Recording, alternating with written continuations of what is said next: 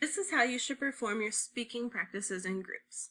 You'll be in a group with 3 other people, 4 total. If you don't have somebody, that's okay. You can leave that person's parts blank. So the first thing you're going to do is, in your group, decide who's going to be what color. It doesn't matter who's what color because each person's going to do the same amount of things. So person A will be yellow, person B will be orange, person C will be blue. You're going to type this, but type your names in your slides.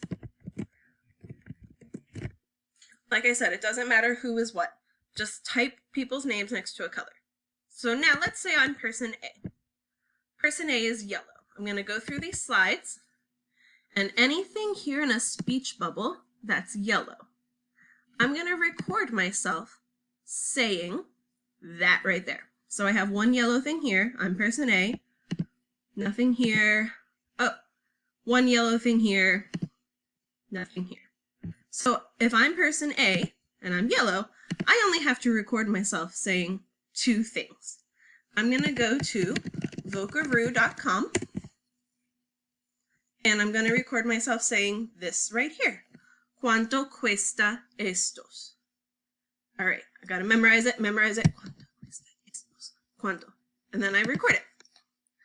¿Cuánto cuesta estos? Hit stop.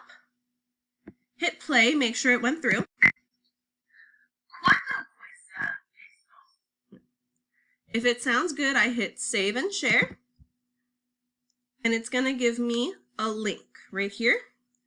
I hit the little 2 squares here to copy it. It'll give me a notification, copied link to keyboard. And then I go back to my slides where it says audio here.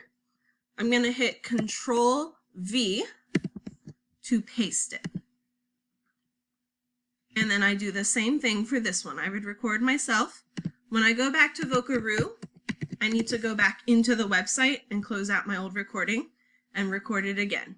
And then I paste my audio right here again using Control V.